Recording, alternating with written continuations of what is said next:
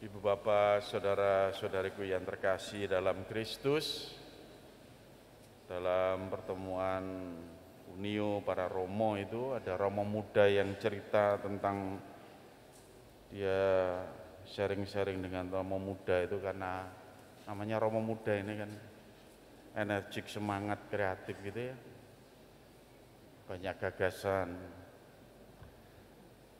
Dia itu mau menyiapkan rekoleksi umat, rekoleksi pengurus itu, lalu mengadakan jajak pendapat itu kepada mereka tentang mengapa kita harus giat dan rajin dalam pelayanan gereja.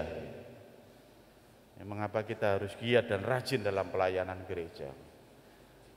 Itu menariknya itu jawabannya dari para pengurus itu macam-macam. Ini para pengurus kita ini sedang rekoleksi, jadi dirasani gak apa-apa. Mengapa kita itu harus giat dan rajin? Jawabannya itu macam-macam. Ada yang supaya paroki kita maju, supaya paroki kita tidak kalah dengan paroki yang lain, supaya gereja kita jaya, supaya kita itu sukses sebagai orang Katolik di mata umat yang lain. Macam-macam pokoknya. Ada yang mengatakan ya supaya gereja banyak disukai oleh umat, ya, supaya kita tidak kalah dengan gereja-gereja lain dan lain-lain. Tapi ada satu jawaban yang sangat menarik ya. Dari sekian jawaban, tidak semuanya jelek-jelek ya, sekian bagus-bagus juga gitu. Tapi ada satu jawaban yang menarik, mengapa kita itu harus giat dalam pelayanan gitu, di gereja itu.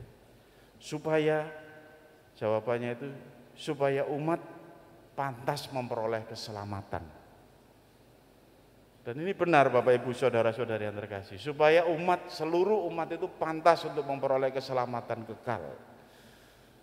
Dan itu yang memang sebenarnya segala dasar dari apa yang kita perjuangkan selama ini ya, supaya Anda dan saya ini selamat. Nah Bapak Ibu saudara-saudari yang terkasih, selamat ini apa sebenarnya? Selamat itu ya, dikatakan kalau Jawa itu selamat. Selamat itu apa sebenarnya? Kita itu saya mau ke gereja, saya mau selamat itu. Ya bebas dari kematian. Selamat itu berarti ya terjamin hidup untuk abadi, terjamin hidup bersama Allah sendiri gitu. Buat apa segala sesuatu diperjuangkan kalau tidak selamat, kan begitu.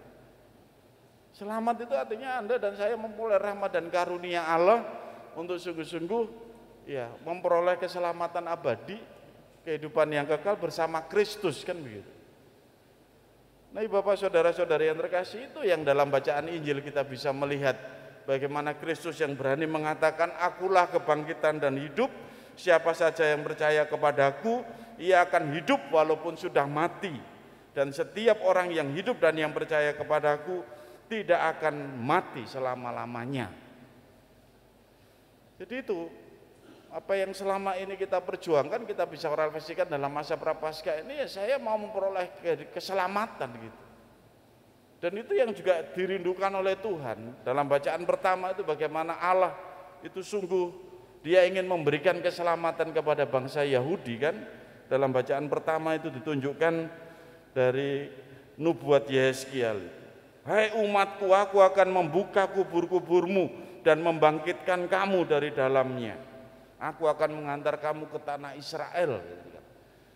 Digambarkan di situ bahwa Allah itu ingin sungguh memberikan keselamatan dan bisa baru tergenapi ya, di dalam Yesus.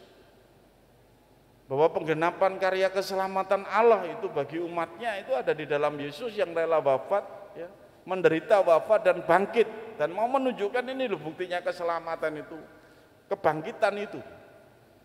Maka itu yang menjadi kemudian arah dan tujuan kehidupan kita sepenuhnya gitu. Dalam masa Prapaskah kita diajak untuk melihat bagaimana itu bisa mungkin gitu kan. Bagaimana itu bisa saya memperoleh keselamatan kekal dan pantas untuk menerima keselamatan kekal. Tentu selain perjuangan kita secara pribadi sebagai manusia yang fana ini, Bapak Ibu saudara-saudari yang terkasih, kepada Anda dan saya itu diberikan dan dicurahkan Roh Kudus. Itu dalam bacaan kedua Rasul Paulus jelas mengatakan kepada kita dan bahwa seluruh umat yang percaya kepada Kristus, dikatakan jika orang tidak memiliki Roh Kristus, ia bukanlah milik Kristus. Tapi jika Kristus ada di dalam dirimu, Maka tubuhmu memang mati karena dosa, tetapi rohmu hidup karena kebenaran. Sehingga Ia yang telah membangkitkan Kristus dari antara orang mati akan menghidupkan juga tubuhmu yang fana oleh Roh-Nya yang diam di dalam dirimu. Jadi sebenarnya kalau Anda dan saya ini ngoyo untuk memperjuangkan keselamatan kekal itu ya, kita itu tidak berjuang sendirian. Bahwa keselamatan kekal itu diberikan kepada Allah melalui Kristus kepada Anda dan saya, lalu kita juga diberi roh yang untuk turut memperjuangkan keselamatan yang kekal ini.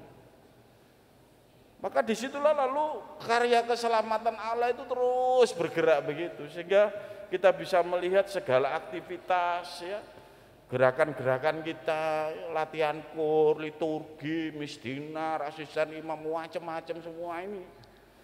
Termasuk pastoral sosial, katekisi, pastoral di lingkungan, di wilayah, aktif APP, rosario, macam-macam, semuanya bentangi.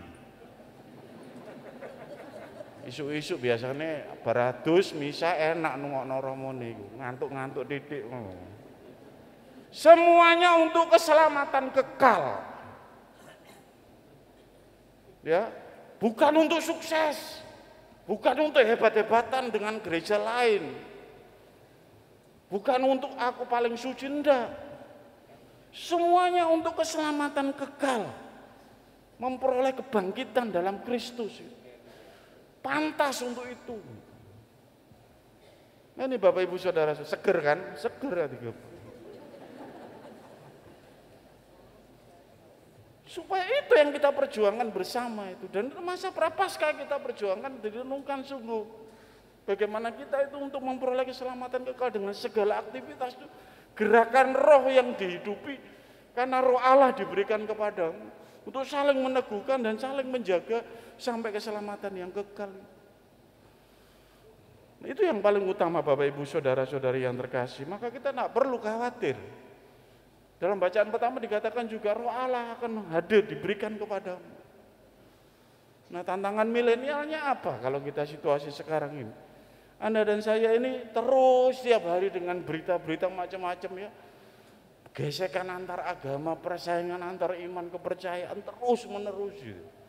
Promo-promo gereja, promo-promo aliran kepercayaan, promo-promo ya berkeling dan begitu terus. Mengganggu kehidupan iman kita itu ya.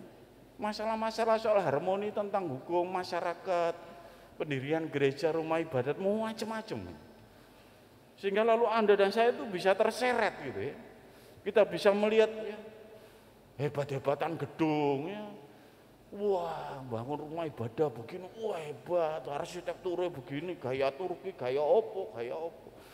Gak ono yang berani mengatakan ini loh arsitektur gereja gaya surga, gak ono. Hebat-hebatan itu, banyak-banyakan umat, banyak-banyakan mobil sing parkir. Wakil-wakilan iki wakil. Orang berlomba dengan itu semua. Orang berlomba untuk satu sama lain menjatuhkan iman orang lain macam-macam dan sebagainya. Kita lihat di TikTok, di Instagram, kita lihat di YouTube semuanya. Dan kita sibuk terus cari jawaban sana sini. Tapi yang utama sebenarnya lupa. Anda ini hidup untuk apa? Untuk memperoleh keselamatan kekal. Untuk menjalin relasi dengan Tuhan Yesus. Iya kan? Untuk lebih dekat kepadanya. Untuk merasakan roh di dalam kehidupan Anda. Yang membimbing untuk kehidupan yang kekal. Sehingga sebenarnya dengan tantangan ini kita diajak itu kembali. Meninggalkan itu semuanya. Ya, diajak kembali kepada hidup rohani kita sendiri dalam masa prapaskah yang terakhir ini. Bagaimana hubunganku dengan Tuhan yang menyelamatkan aku? Apakah aku bisa percaya seperti Marta juga? Iya, Tuhanku adalah Sang Juru Selamat Mesias yang akan datang. Lalu bisa merenungkan apa keselamatan kekal dalam kehidupanku? Apakah aku pantas memperoleh keselamatan kekal? Apakah istriku pantas memperoleh keselamatan kekal?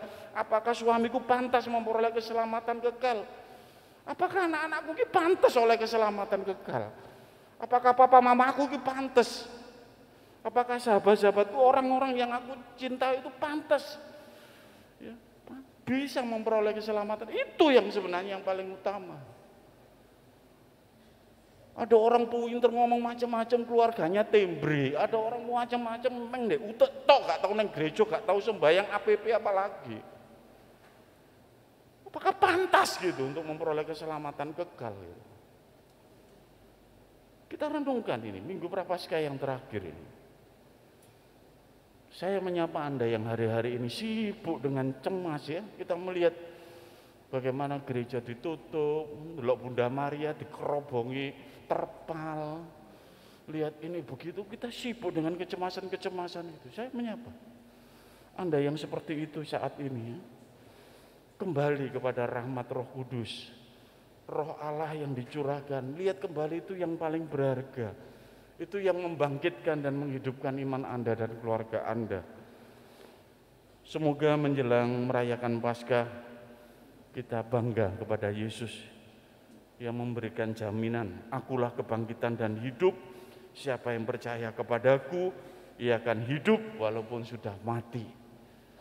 Percayakah engkau akan hal ini? Tanya Yesus. Saya menjawab saat ini, ya saya percaya Tuhan.